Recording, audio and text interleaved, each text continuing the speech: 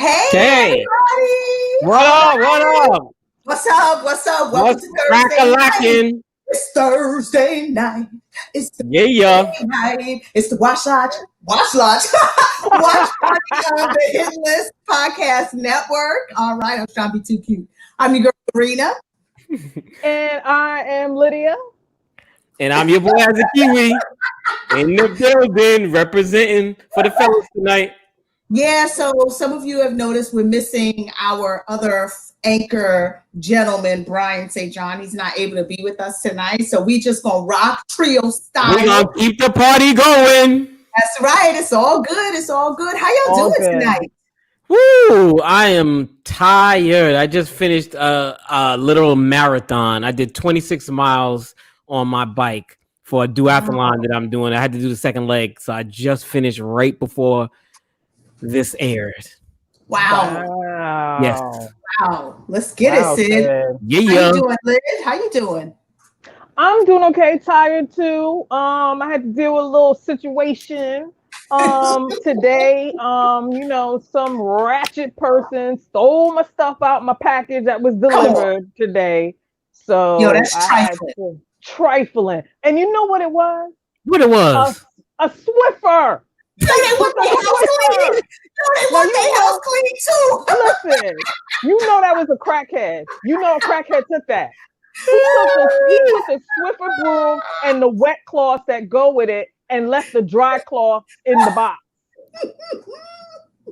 Who do that? Oh my God. Only us. I'm doing good today. I mean, I stubbed my toes. How you doing? I feel like Della Reese from Harlem Nights, shot me in my pinky toe. I'm over here like, limping and everything. I just am like the universe is conspiring against me in my workout today. So I just took it easy. I did a Sid today. I had a little cocktail before we got on today. So I'm feeling very That's a Sid? We coined that? Now you like to bring your cocktails on the show. Wait, when? Right, one time. It was the BET Awards. It was a celebration. Now I bring cocktails. Yes, you the cocktail man now. The Lush. Alcoholic. I'm like, what? Sid, you the cocktail man now. Forever shall be known. Okay. From this day forward. Okay. All right, folks. Tonight we are going to be discussing DC Stargirl, which is on episode 9, called Brainwave. We are also going to be discussing not one, but 2 episodes of Greenleaf. Last week's episode and this week's episode. So let's get into that clip of DC Stargirl. Right now, we need every advantage we can get. We need Henry. She thinks your soul is worth saving. I know it isn't. Deep down, you want to do the right thing. Get out of here.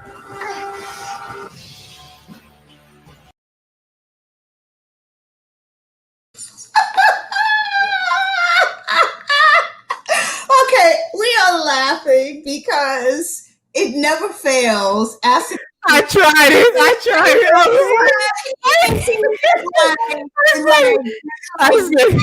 Gordon, like he can run from one space to the next. He is always doing too much. Yeah, I tried it. The producer's gonna get you, Sid. The producer's gonna get you. Oh my! I tried it. I'm so tired. You tried it. You really tried it. For the trio, you tried it tonight. Okay. So I can't stop laughing. So that episode 9 was so good. It was so good. I can't believe how good the series is week after week after week. Like they are really killing it with the writing. They are.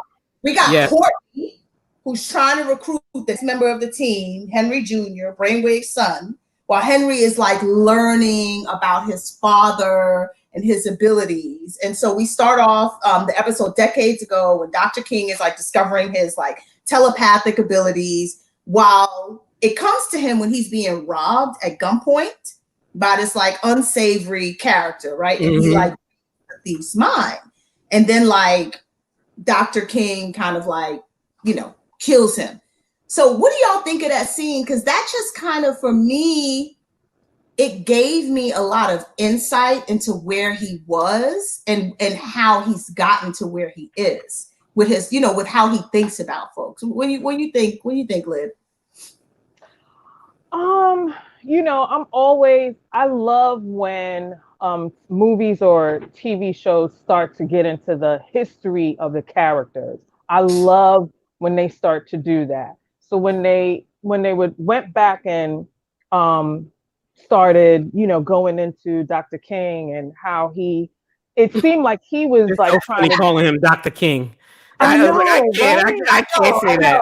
I know, crazy.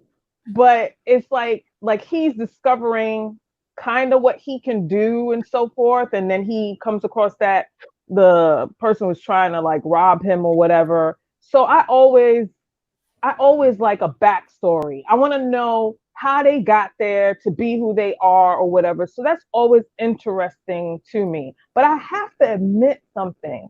Even though I'm always interested in that, I was a little bored. I was bored with it. I don't know. Like I watched it and I was like, okay, we're getting into backstory, but it didn't hold my attention. I just felt like, seen this before. You know what I mean? Like I wasn't dazzled by it. I really wasn't. So, but I mean, I like getting into the backstory of the characters. Sid? I'm completely opposite.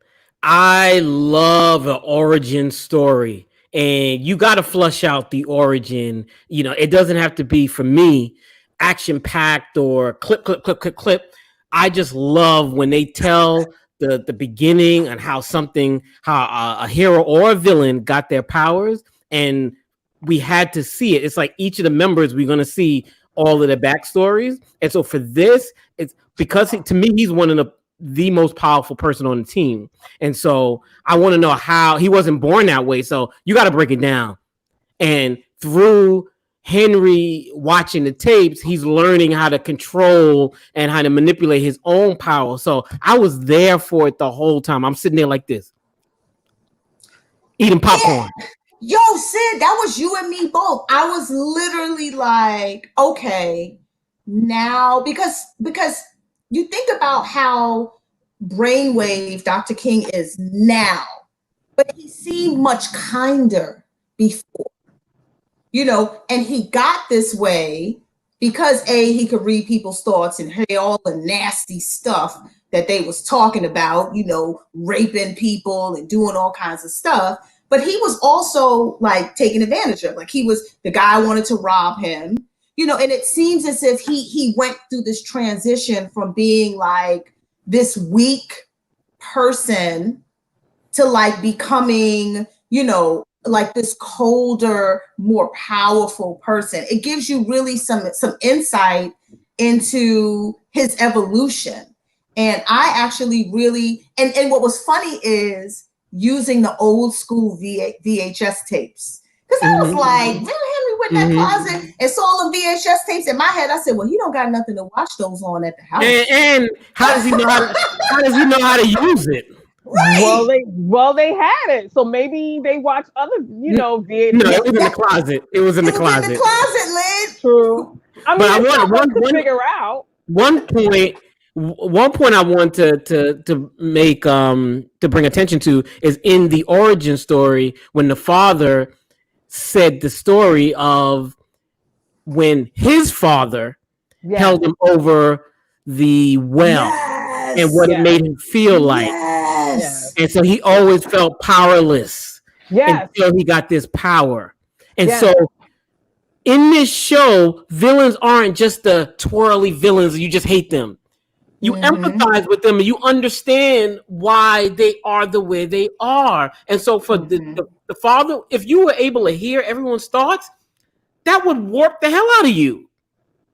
Right, which is, and like I said about last week or a week before something about, that's why I love, certain villain stories, like with Icicle. He started from a good place. His wife was, so when Dr. King was being held up by the thug or whatever, he could hear his thoughts and the thug was saying, you're worthless, I could kill you and nobody would notice or something. So again, it probably triggered something in him, Right. like, whatever. So yeah, I do like when a movie or a TV show, you can empathize with the villain. Like, I think that's amazing. I like that type of writing. I do.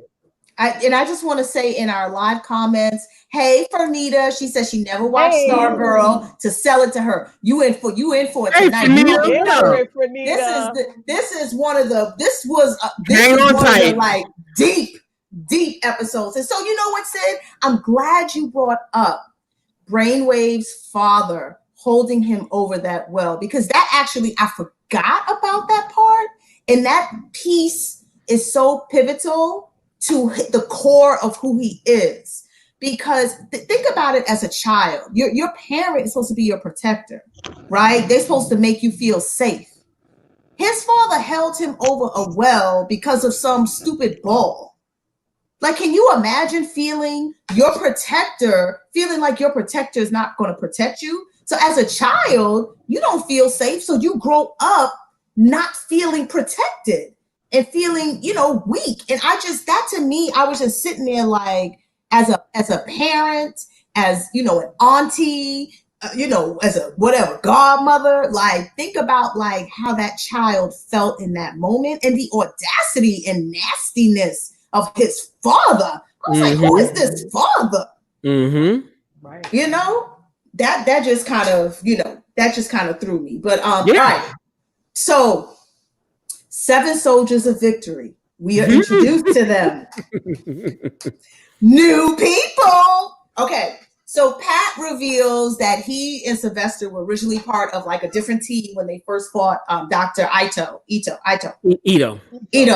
Before they joined the JSA, called the 7 Soldiers of Victory. And then like he shows a picture of the group, which is like the Vigilante, the Crimson Avenger, and all these other people, right? And they saved the world. Nobody knows. Green Arrow. Oh yeah, I didn't name Green Arrow. Green Arrow. Thank you, Sid. Nobody knows they saved the world, right? And then like they saved like Dr. Ito from destroying New York, saving the world, and then they lose touch with them. And in the foreshadowing, Pat says he wishes he knew where they were, which to me speaks that at some point we're going to get introduced to them. What did y'all think about just them introducing like the 7 soldiers of victory? Let me throw it to Sid, because I know you got some comic book stuff that you ready to talk about. You want to hear comic book history? I don't know if it was last week, I alluded to the janitor being Dr. Fate. I think I was mistaken. Ooh. I think the janitor is the Shining Knight. Okay, who's that? Okay. He's one of the 7. He's one of the 7 that was in the picture. He's dressed like a medieval knight, and so holding a sword. And so what I think is happening with the janitor, I think he's the first one we're being introduced to from that original 7, and he's slowly getting his memory back. That's what I think that is. But on that team, those were all, I know all those people, like especially coming off of a whole run on Green Arrow and Speedy, his sidekick, Roy Harper. They was there, so they're in this universe. I don't know if Stephen Amell, who played Green Arrow in the CW, they killed off his character, so it won't be him coming into this. But I love the fact that there is a Green Arrow in this universe, as well as the other 6 members. Mm-hmm. I can't wait. Mm-hmm. What you think? What did you think about them introducing the 7? Well, first of all, they're the 7 soldiers of victory, but it's like 6 of them, and again with the names that don't match. No, Courtney said, "Wait, it's 7. So it's 8, but there's 7." He was like, "Yeah, he was working on a name or something." He said, "Yo, it just makes it so human." You know what I mean? Like, absolutely. And again, I like that. I do like that. And yeah, I'm like, yes, more characters. Let's introduce more people. Let's get the backstory going. Let's dig into it so we get to learn about who these people are and so forth. So yeah, I was intrigued by that when they brought up, the seven, those seven people, and I was like, oh, more people, you know what I mean? So I can't wait to see what happens. Another point is I don't know if it's a point on the show, if they made a mistake, but they didn't de-age Pat. Pat looked the same. Yes. And so I don't know if that's a thing. Yeah. I don't know if it's a thing that because they could have easily put a younger actor in that photo. And so Pat, that was many, many, many decades ago. So I don't what are they doing with Pat? You know what? Wow. That is right. That has come across my mind a few times. Like, how the hell, how old is Pat? Yeah. Like, he's running with these superheroes and he's like, looks the same all the time. Everyone. Yep. Right. That's I'm gonna put my finger on that. I'm put your finger on that. Yeah, we're gonna bookmark that on it. because we're gonna bookmark it because I think that's something. Because when they showed the picture of the seven and he was in it, I was like, that was the first thing I thought. Like, he should have been a kid. Yeah, he should have been a teenager. Wait, he's the same? So I was like, okay. So I think we need to bookmark that for sure. Bookmarking.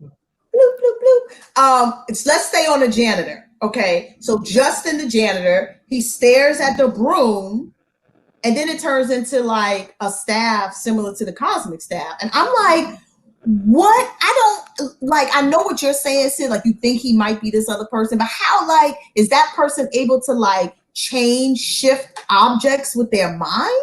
Like, how does that happen? No, I perceived it as a memory. That he was thinking that it actually didn't change I see what you're saying. Real life.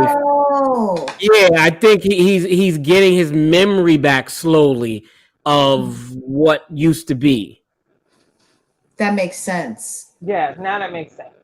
Because I was like, wait, he got a cosmic staff too, or he can call it. I was like, what the heck is happening? That's why I'm torn. I'm torn between him being Dr. Fate and now being the Shining Knight, because Dr. Fate is the most powerful magician. What's the word? Sorcerer in DC, in the DC universe. He is the equivalent of Doctor Strange from Marvel. Oh, okay. Yeah, they're equally equivalent. Okay. Wow. Yes. And so I don't know which character the janitor is portraying. I can't wait as this gets further revealed. Okay, let's talk about Courtney wanting to recruit Henry Jr., who seems like confused and scared about what's happening to him, and that total disconnect with her and her team, because Yolanda was like, bump that. Yolanda was like, no. The only person who was giving it a chance on the team, not counting Pat, was Beth. What do y'all think about that? About her wanting to recruit Henry? I mean, I think it's smart because he is powerful, but it's also dumb because of what you did to his father. I just thought of it as, I think Beth and Courtney flow on the same vibration. So Beth is like open to stuff. I think that's the one person on the team that maybe Courtney can be like, what about this? And Beth will be like, yes, I think we should do it because blah, blah, blah. So I just thought it was as simple as that she's the most open person on the team or whatever, because we know why Yolanda would be like, hell no. And what's the other boy name? Hourglass. Our man. Our man. Yeah, you had it. He's an angry boy, so he angry at everything. He don't want nothing. He just want to kick ass and kill somebody. So I think that it was as simple as Beth is just, she's that person that analyzes and sees like maybe Courtney does. Like, no, maybe we need to bring him on board and add him to the team. What you think, Sid? Well, I see both sides. I see the fact that for a power factor, you need Henry on the team. You need to bring him over and to lure him to the good side because you can't have him on the dark side because he'll wipe the whole team out. And so I understand bringing him into the fold, but this goes to girl code, bro code, or whatever. Because they didn't grow up together and they weren't friends prior to this, that allegiance isn't there. But at the end of the day, if one of your members has a problem with someone, you don't rock with them, regardless of their power level or what the situation is. Until Wildcat resolves that issue, you can't mess with Henry. I'm sorry, you just can't, because that's going to eventually tear the team apart. Right. People are going to have to pick sides if Henry were to join. Yeah, I agree. And you see, so Courtney, she goes to the hospital to talk to Henry, and it seemed as if, first of all, she slipped and said what she did to his father. He like, what? Well, not in her head, in her mind. Oh, in her mind, that's right. In her mind. It's hard to follow. Go ahead, Liz. He can read your mind control, but again, that's hard. Well, she's a teenager, and she's still rolling like I got this, and she doesn't. You know what I'm saying? So that's why he is easily able to. I can't control my thoughts. I can't even do it. Meditation.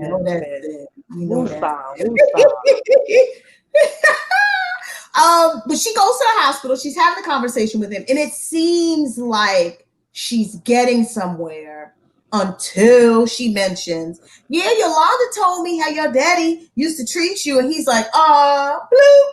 That was between me and Yolanda. Hold up. It was like, because you could tell his whole attitude towards her changed when she said that. And he was like, oh, hell no. Like, you guys. He's being affected by all the energy that is being put in front of him. And so as more and more negative thoughts and energy is in his presence, it's turning him that way. So when she comes in with a positive spirit and energy, but says something negative, it's like, what? Yes. And so I don't know. I feel that it's just too obvious for Henry to be evil, that I feel like he may be on the surface appear evil and do some like another act in another episode, but then he'll eventually help them out and save the day. I think, I think that too. I think that while he's in the process of, first of all, figuring out his power, he doesn't know how to control it. He doesn't know what it is, what he can do, all of that kind of stuff. So yes, he's going to be angry and uncontrollable with his emotions and stuff like that. But I do feel like he's going to be on the better side. I do, because when what's the other girl name that Courtney Beth? can't stand? Cindy? No, Cindy. Yeah, Cindy. When they were fighting, and she was like, Henry, come on, or whatever. He could have killed her at that time or done something to her, even though he didn't really know how to use his power, but he could have, but he didn't. And he was like conflicted. So at that point I was like, is he going to go to the good side? And, so that's when I thought, I think he's going to go that. Well, and Lydia, he's the reason why Cindy didn't kill Courtney. In his mind, he stopped her. He held her off from basically like killing her. So he is the reason why Courtney is still alive also. Yeah. Okay, well, let's stay on Henry. Mm-hmm. So we got this team meeting with the ISA with Dr. Ito, where he tells them, listen, we don't need Brainwave no more. We got his son who can power this device that we can control minds across 6 states. The first thing, though, that I noticed in that meeting was like, people was like this. When Dr. Ito was coming in and trying to sit down, they was like, not next to me, you won't. They was like, who? Everybody was uncomfortable with him in the room. And then Icicle was like, okay, everybody, all right now. Okay, Dr. Ito, thank you for joining us. But they was like, yo. Well, first of all, he's a monster. He's a monster. Literally. Yeah. and he has these zombie drones that are his henchmen. So whenever he walks in the room, it's just like, okay, what's gonna happen? What's up with this guy? Right. And I'm sorry, folks who were listening. What I was doing was I was like rolling my chair away as if I was moving away from someone. And so that I was mimicking what the folks were doing when Dr. Ito went to sit down, because really nobody wanted him to be like next to them. So like Dr. Ito has already made it up in his mind that they're going to use Henry. And Henry has like no idea that any of this is going on. And it's like, no. Presuming that he's going to help you. Yeah, it's not help. We're going to get Henry to do this job. Right. Yeah. And so I'm interested. Yeah. I'm trying. Well, first of all, too. Wait, I'm sorry. I started to laugh because they have this machine that is going to help them control America. I was like, well, they only going to be controlling minds in 6 states. No, it's the whole country. No, it's 6 states. They started at 6 states. It says the mind control machine will operate. Yeah, 6 states. For now, I guess they're gonna branch out later. Okay, just think about it. Think about controlling 6 states with our upcoming election. Well, what would that do? You're right about that. Yes, that's all you need. You're right. Yeah, you do it subtle. And so you don't make a big grand just so that everyone starts investigating. You just push your agenda, push your initiatives. I didn't think about it that way. You know, the Illuminati. Right. You mean Jay-Z and Beyonce? You said it, not me. Don't come for me to Beehive. Don't come for me. You said it, not me. Okay. So do you think that people are monsters in the way that like Brainwave and Henry Jr. describe them? Or is it like how Courtney describes it? Like life isn't that black and white. Like for me, there are some people who are like monsters, like who just, there's literally no redeeming qualities at all. And then we have our folks just day to day. Sometimes we make bad decisions. You know what I'm saying? But I think for me, the worst superpower to have is the reading of the minds. I think it's because I feel like I would just go crazy. I would never want to have power. How does Professor Xavier do it so easily? Because he learned to control it. I feel like that's really all it is. Because, you know, once Henry learns how to shut it off and control it that way, he'll be, you know what I'm saying? He'll be fine. He just, it's a matter of control.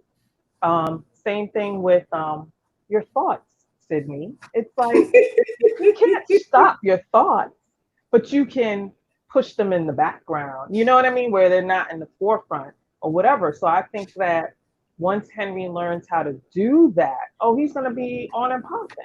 That's what he needs to do. I got a question. If you all were able to have a power, what would that power be? Any power? That's a really good question. I you know, sometimes I wouldn't want the mind reading one, because that could be you would end up like Dr. King, hating everybody, because you would hear their thoughts and you would hear how nasty and mean or whatever, and I feel like you just, I don't know, would turn me cold. Like, oh my gosh, there's not a decent human being on the planet. No, so what power would you choose? For me, as Lydia was talking, I was thinking about it just in the realm of the powers that we're seeing in the show. Fernita said this in the comments: be invisible when I need to be. That's a good power.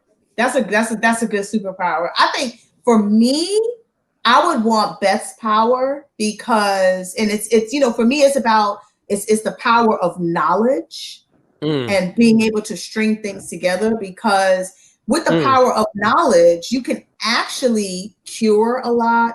You can help, you know, people in need. You don't have to be strong when you have knowledge and are able to piece things together. So for me, that would be it. But like Lydia said, I would never want to know what people are thinking.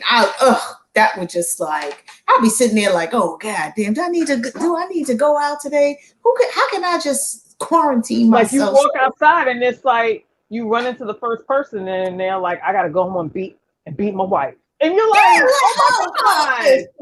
Yeah. And imagine people that you know thinking shit that you never thought they would think. You'll be like, oh God damn, I didn't know she was like that. No. You run into, a coworker of yours and you're like, hey, what's up? And they're thinking like, I want to know what it's like when he don't have no clothes on. And you're like, what the?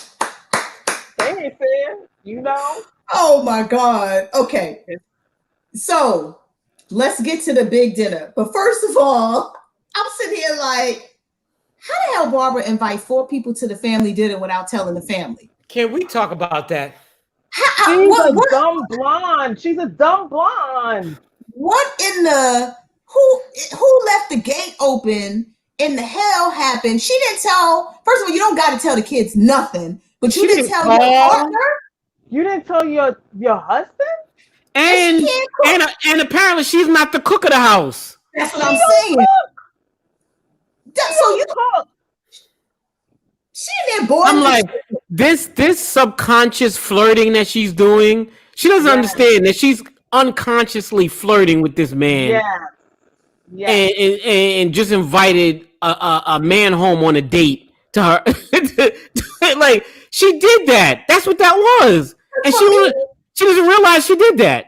Because for me, like, okay, first of all, if you basically go to your desk and make a phone call like, hey babe, what we got going on tonight? I like to invite my boss and his family over for dinner. You don't just like be in the kitchen cooking and let them know at that point in time, maybe I don't feel good today. Maybe I won't be around nobody. You done invited the damn boss, the damn head of the town, Project New America, to my house and your ass don't cook. The man and I know she is feeling you. Why would you? Come on.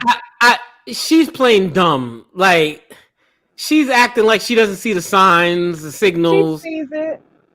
She does. I don't know. She doesn't even see her own daughter as a superhero. Her husband is a superhero. So I don't know if she sees that.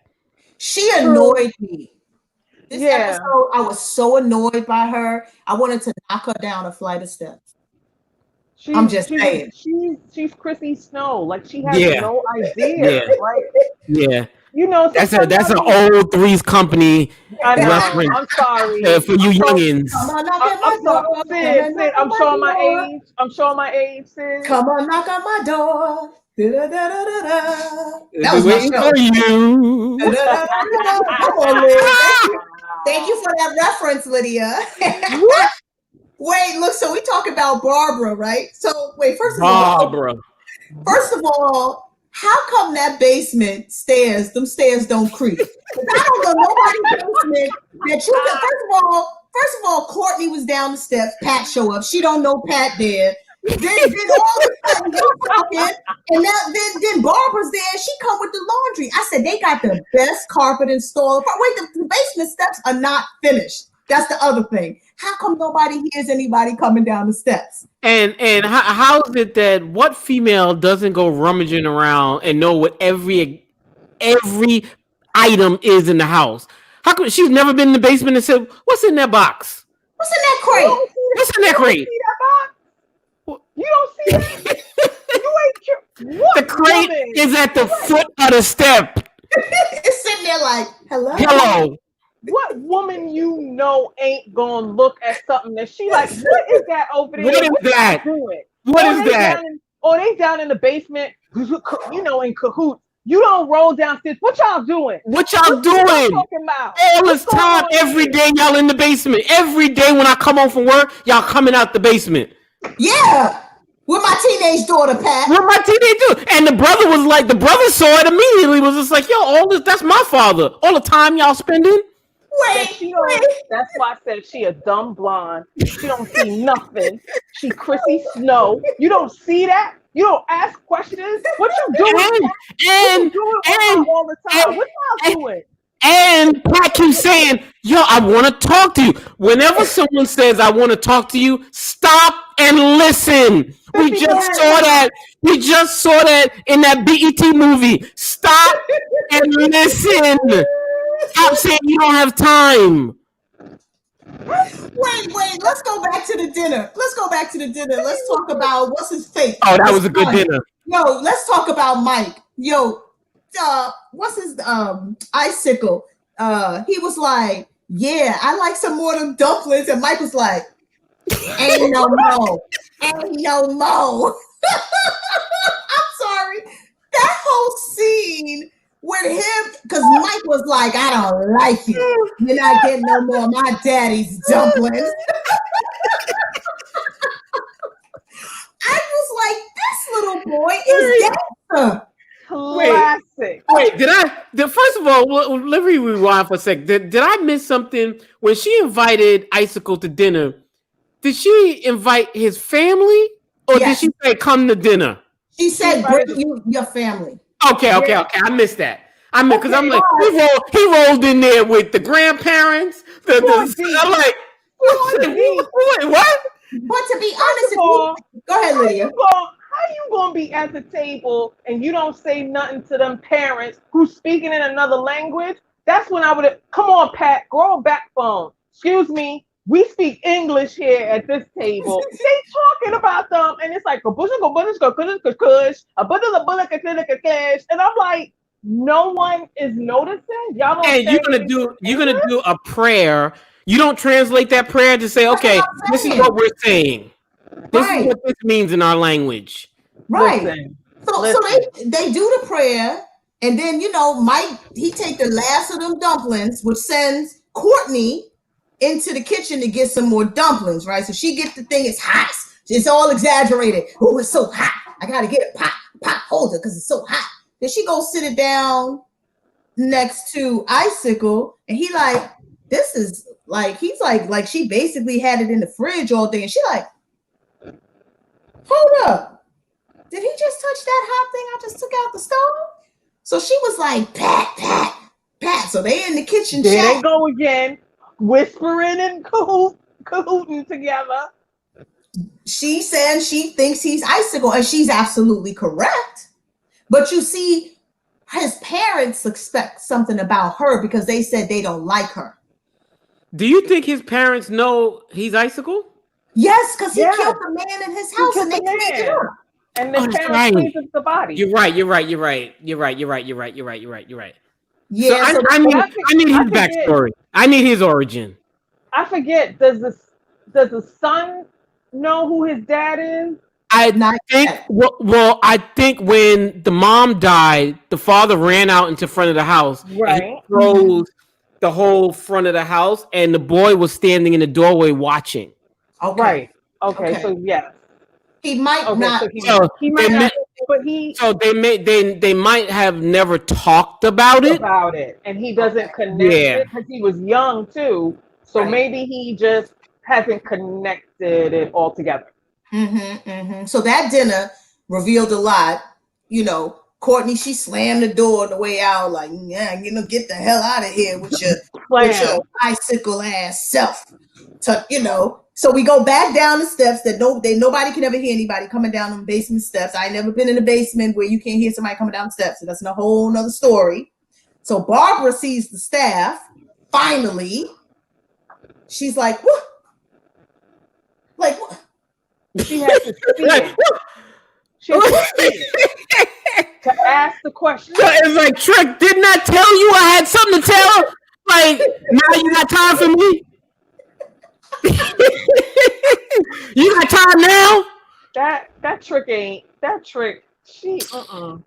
She need Beth goggles. She need more than that. Need some Visine also. No, but watch next week. Watch next week. She ain't gonna believe them. She ain't gonna. When they say, they're gonna say that we think your boss is Icicle and that he killed a little boy and he killed all these people. She gonna side with him. Watch. Yeah, I can see. She gonna ask him, and then I could blow up the family. I could tell you the whole story for the rest of the season. Icicle's gonna kidnap her. Yep. He's gonna kidnap her, and then she's gonna be like, oh, don't do it, don't do it, don't do it. And then he's gonna think twice about should I kill her or do I like her? And then Courtney gonna come in and save her. I hope it don't. But you know what? It just might, because she's the dumb blonde. I'm telling you, that's gonna be the weak link. That's how he gonna get to Courtney. And then the last thing that happens is that, Dr. Green, who is like Henry's father's attorney, comes in and he's like, your father had a no wake up thing. He, it's time to sign the thing. And he's in his head, because Henry can hear the thoughts. The guy's like, I need this money. And Henry's like, oh, hell no, you lying son of a gun. And Henry is like so angry that he makes the guy have this like crazy convulsion. And then Henry's dad, after Henry kills the man, that seemingly wakes up Henry's dad, who wakes up seemingly like he doesn't have a memory of what's happening. He's like, what's going on? And that's I think there is a connection with killing people. I think when a bad person is in their vicinity and they kill them, it satisfies their urge, or I don't know. It feeds it. It feeds it. Yeah. It gives them right. Okay, yeah. So that's what my hypothesis is. I think that action helped wake up the father. Okay. Yes. Because they alluded to that in those VHS tapes. Every time if he got those headaches, if he killed someone, it went away. Mm-hmm. Yes. Okay. So we did a lot of talking about Stargirl. Let's rate this episode. Okay. I give it a 5. This for me was amongst one of the best episodes out of the series so far. And I love all the episodes, but for me, I give it a 5. What about you, Liv? I would give it a 4.5 because, like I said, that little story, I was a little bored. Y'all. I just was. So 4.5. Sid? You already know I'm giving it a 5. This was a great episode. Great. I don't want the show to end. Yeah, so we know it's been renewed for a second season, so at least we know we got another season that they can build on. So we hope that it stays going. Thank you, Comic Jesus. Yes. All right. We're gonna transition into reviewing not 1, but 2 episodes of Greenleaf. Last week's episode was called The Third Day, and this week's episode was called The Fourth Day. Please roll the clip of The Fourth Day. Today. And I want to go home with him. What did I do to make you think that I was capable of murder? I was trying to use it against Carissa. You put a target on my back. I want you out of the house. The only person with more power than me here is God. I wish you were the man I thought you were. Darius and I may have found a way to get H&H out before the wrecking ball swings. Don't assume that Tara's any better than Rochelle. I talked base out of killing me. This can't be much harder than that. Famous last words. Okay. I'm gonna be real honest. For me, The Third Day was like, out of the 2 episodes, the one I liked the least. I mean, the Fourth Day was like fire. The Third Day was like smolder. I was just like, eh. I mean, it was nice that we learned in The Third Day, like, why AJ tried to kill himself. So he was raped in prison and he got HIV from that. But even that, like, didn't seem like the big secret, like, you know what I'm saying? Right, because getting HIV and like that's not big news now. Like, it's commonplace when you think of prison and the situation, and so it didn't have the gravitas for me. I thought in my theorist brain, I thought that he was going to say that he's not her son, that the other guy that got killed, he took his identity. That would have been a bigger story for me, that he felt guilty that this other guy died and that was her actual son. But when he said that, I got raped and I got HIV, I'm like, oh, okay.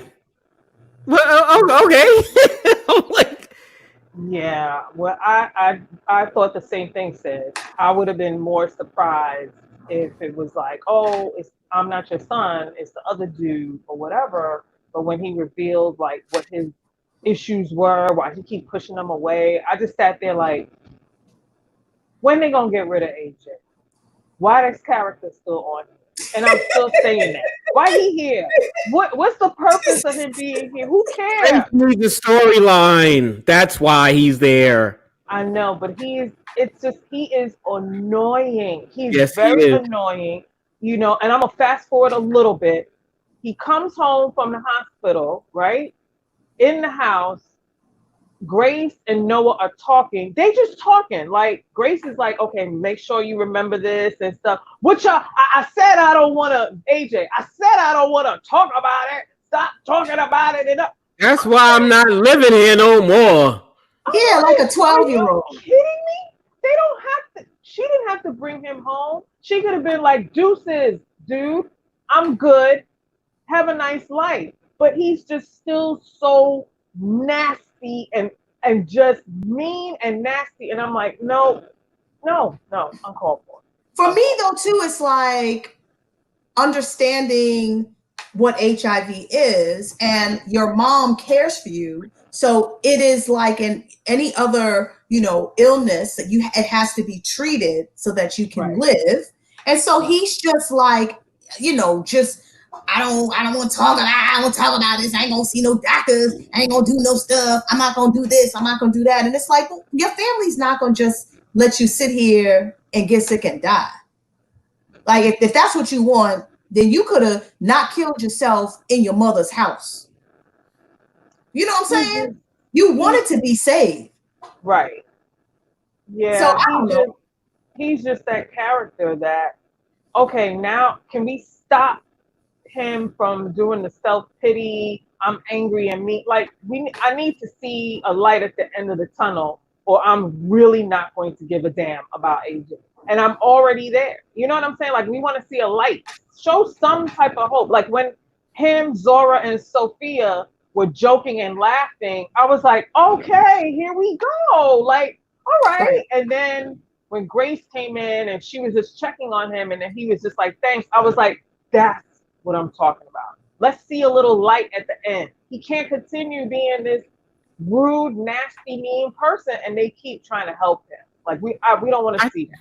I think his storyline is over. I think he left the show. I mean, he gave us the big reveal. Yeah. And he's moving in with Noah. So he's done. Yeah, great. I agree. Yeah, we're done with him. No more AJ. No more AJ. Party done. So, party done. So I was cackling with Lady May in the third day when she told Bishop that he needs to stop his brown liquor at bedtime thing when she referenced his failing memory. Yo, oh my gosh. Whoever is writing her lines, they give her the best line. Yes. And Lynn Whitfield delivers, baby. You deliver those lines, honey. She's a vet. That's what you get from veteran actors. Yes. Yeah. But then, so is Keith David. Yes. So is Keith David. You know how I feel about Keith David. No. I know. He was the voice of the epic, the greatest cartoon ever was Gargoyle. And he was the voice of Goliath. Y'all better Google it. Google it. Where Chrissy at? Chrissy here? Comments? I need a fact check. So Lady May tells him, that he needs to go to the doctor. And then, he's like, okay, like basically like you need to go to the doctor. Like I made you an appointment and you going to see the doctor. Why do you think like men are so damn stubborn and won't go to the doctor? For real. Like it is like, you're forgetting stuff. You got the MS, you're forgetting stuff. You sitting here like, she's like, well, we just talked about that. And he's like, oh, okay. It's just in our nature. We don't want to appear weak or not strong, and we figure we can just handle it all. It's just part of it's in the DNA. I don't know. Well, Tanya in the comments talking about Lynn Whitfield, she says she delivers the best in reference to the best lines. Yes, she does. That is my girl. All right, let's talk about Jacob and his dumbass decision to visit Tara, who is Baby's half sister, right? Who thinks that Bishop killed her father. Who do you think that Tara called to tell that Jacob came by? Basie. Yes. You didn't see Basie die. I think so. I thought that too. I said Basie's still alive. Basie, aka said Basie, aka Gerald. Here you go. So I say Gerald because to all our fans out there, the guy that played Basie on Greenleaf, he is now on American Soul as Gerald, and he played a shady character on American Soul too. So that's who I was referencing. So in the comments, Tanya called Jacob the mama's boy. He get on my nerve. I don't like Jacob. I'm sorry. I don't like him. I don't like him at all. Jacob is so weak. I can't stand him. I'm glad Lady May cussed him out. I'm glad she did. But that's why Carissa walks all over him, because he doesn't have a backbone. She molds him either way or whatever. And even when he was trying to like pump his chest out like, oh my gosh, you cheated on me, you brought a disease back home, she still looked at him and was like, Nooka, I done dealt with your stuff for like 20 years or whatever. And he just, you know what I mean? Like she can manipulate him like really easily. She can. But I don't see no redeeming qualities in the wife to stay. Like there's none.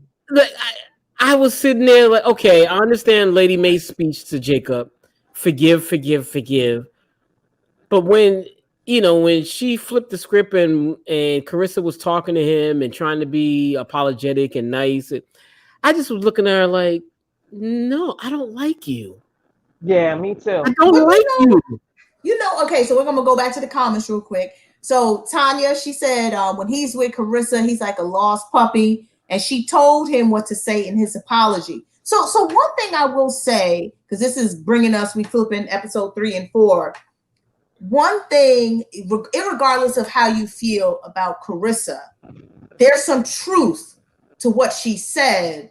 Absolutely. About how she dealt with Jacob. And that is why Lady May, first of all, when Lady May said, I'm gonna see Carissa, this old effer. Wait a minute, hold on. I need to get the exact words. Her bony, wiggly hand set this whole thing in motion. Carissa is like a conniving David Duke in a head wrap. Get it, lady. No. Lady May, you better go ahead, baby, because she was on fire in episode 4 from start to finish. I'm sorry, not episode 4. It's called the fourth day. But for me, I feel like what Carissa said has so much truth. Like, absolutely, you can't forgive me for my one transgression. And so when Lady May heard the whole story, she got it. Because she was like, oh, you chauvinistic ass child. Yes. No, we get it. We get that part. You know what I'm saying? Mm-hmm. But sin is sin. It's not about, notches on a belt. Oh, you got 10 to my 1. Sin is sin, regardless. So that's number 1. But number 2, like, we understand what she's saying. Yeah, she dealt with Jacob and all his little affairs and stuff like that. But that was choice, because you know why? Because Carissa's a gold digger and she liked that lifestyle. And that's why it was a choice. I'm like, bitch, you could have gotten out from the first affair, but you didn't, because you wanted to be Lady May. So I'm saying I don't have no sympathy for that bitch. Let me tell you, Lady Lydia done read the whole. Lady Lydia. Get it, Lydia. You better tell that story, girl. And Tanya said Lady May was like, Jacob better save this house You know what I'm saying? And she broke it down like 2 wrongs don't make a right. She said, but could have left. Okay, Tanya. I don't know. It's hard. The male ego is just so fragile. Yeah, fragile. Yeah. I mean, going into real life, into Will and Jada, you see that Will said in the red table talk, Will said, I gotta get you back. Yeah. And like, no, you. She was like, no, you didn't. He's like, yes, I do. He's like, I gotta get you back. And I'm like, boom. And that's how we think. Yeah. That's what an entanglement. It's just like we can have 50 affairs. A woman just has that one. It's like, yeah. Fragile. Yeah. Fragile. Oh, it's the worst. I hate that. Because with a female, we can go into another lane. But in a female affair, it's more emotional. Yeah. And for men, it's just an action most of the time. Yes. Well, one thing I wanted to do is one thing with Charity. Charity. Do we have to? Yes. Do we have to? Yes. I need to go. I need to go real quick. I can't. Let's talk about Charity. Yeah. Let's talk about bitch number 2, Charity. Charity to me, every time I see her, I'm like, yo, she just reeks of I met her about 2-3 years ago at the Essence Festival in New Orleans, and she is so nice. Oh, she was very nice. Sweet. And I just look at her like, you're really a good actress. You know that? She's a great actress. Deborah Wyman is amazing. Because I can't stand your character. Listen, okay, why? You know what made me kind of like, what the heck? So why was Grace now all of a sudden like, okay, Charity, let's do this. Let's put our heads together. And because she needs her. She's using her. I know, but I'm just like, they could do without her. They don't. I know why they're doing it, but I'm like, come on, y'all couldn't figure out how to. Because you run the risk of Charity still, betraying the family. You know what I'm saying? So I'm saying that risk is too high. I would figure out how do I get around her, or if they're going to use her, maybe they're giving her certain information. And that way, if she does betray, it's like, see, bitch, you the same. You know what I'm saying? Maybe they setting her up still, or they're only using her a little bit. I hope so. But that made me just like, Grace, you going to go down that road again? You know you can't trust your sister. Like, she flip-flops every single day, So that made me upset when she was just like, come on, telling her all the stuff. And then like, oh, are you in? Are you in to take them down? I'm going to go into the comments again. Tanya said, Charity's a hop behind line. Tanya on fire tonight. She said, why did she tell them she quit? Yo, first of all, when she said she gave the whole story about how she quit, you got fired, Charity. Because she's a liar. No, when she got fired and then she quit. Yeah, she's a liar. I'm telling you, that's why I'm like, Grace, the risk is too high. You can't. She's too volatile. Like, you can't tell what she's going to do. You can't trust her.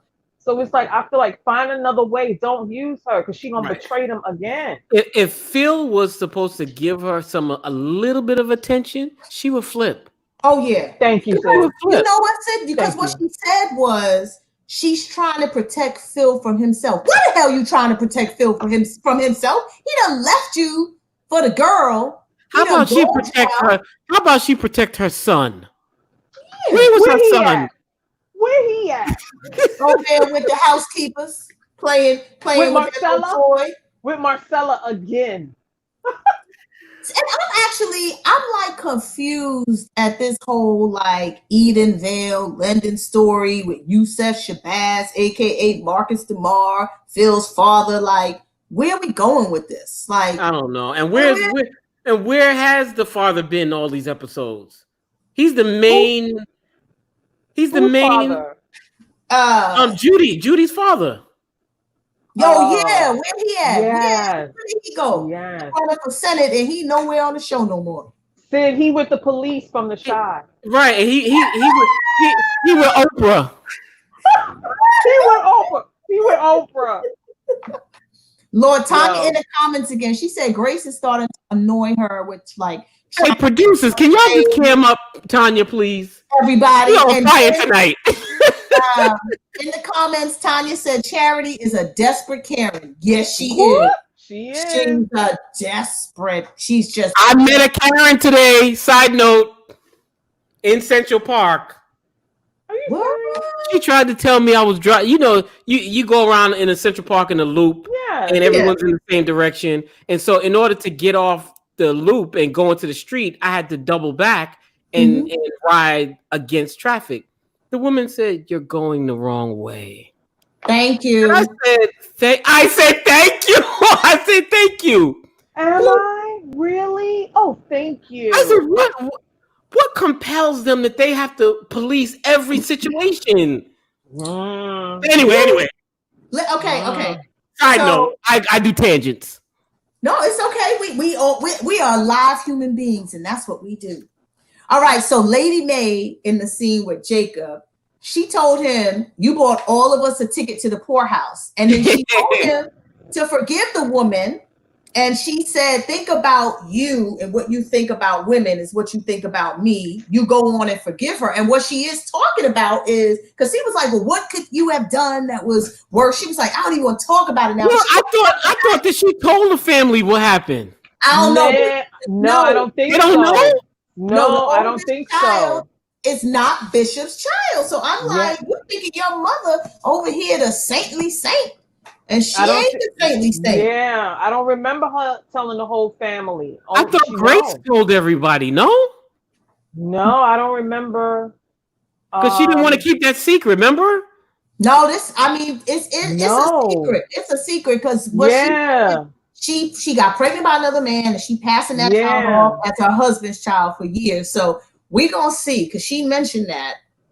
Yeah, I don't know. They don't know about that because the lawyer friend, remember, that's his dad. So that she cheated with. Yeah, so he knows, and but the bishop knows. Yes, I don't think the family knows. You know what? Wow. Okay. I don't think so, Sid. I don't remember. I don't remember the family knowing. Because think about that scene with Jacob and his mom. And how it was played. And you know what? Come to think of it, if the family did know, Charity would have used that against them and say that Grace is not a Greenleaf. Yeah. Yeah, she would have used that. Yeah, she would have told Phil. And Tanya in the comments said, I don't think the family don't know. Come on with the comments tonight, Tanya. She on fire. Thank you, Tanya. She's our special guest. Hey, listen, so one more thing. Bishop and Tara, so that whole situation, right? We thought it was like settled. For me, I was like, nah, that was too easy and settled too quickly. And here comes the phone call when they trying to eat some of that good barbecue. Here it come. It's not over. Tara wants to speak to him again and soon about the house. It ain't over. It's not. They you know what? They done lost almost everything so far. I wouldn't be surprised if they lost that damn house too. Right, but they emphasize so much that Tara is in the slums, in the ghetto, and she's in Skid Row, in the Mission, in Skid Row, in the ghetto. Said when he got out and parked the car, and the hooker was walking like, I was hollering. Yeah. They emphasize that so much. So, of course, she's going to say, oh, I got a house? I got a house? Yeah. I'm getting the hell out of Dodge. I'm getting out of Skid Row. Y'all gonna move in that house. Yes. Because they got many rooms. They got a lot of rooms. Obviously. Like, how many rooms this house got? Obviously. All y'all in this house. The whole damn family and kids, too. They the Greenleafs.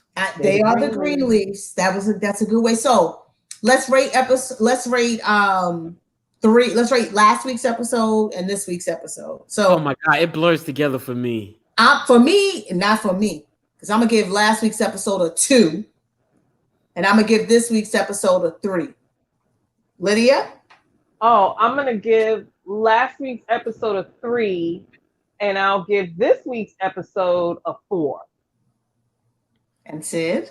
Yeah, it blurs together. I'm gonna give both of them a 3 because I it's just continuing in the storyline for me. It wasn't one was bad. It just continuing. 3-3. Oh, in the comments, Tanya gives a 3.5. Combined, both episodes. Thank you, my dear. We appreciate Thank you, Tanya. Right, thank you. And thank you to all the listeners and everybody else who joined us tonight. Please be sure to join the Watch Party crew on Sunday as you review what, Sid? Oh, what are we talking about on Sunday? Sunday we are doing The Shy and a new movie called some Affair. Fatal Affair, I believe. Neil Long and Omar Epps. Yes. And also, if you all haven't subscribed to our channel, please subscribe and give us a like. Hit the like button so we can get our viewership up, y'all. So yes, hit list on Facebook. Look us up, and I think it's the hit list on Instagram as well. So look us up, and we will see you on Sunday. Have a good rest of your week. Deuces.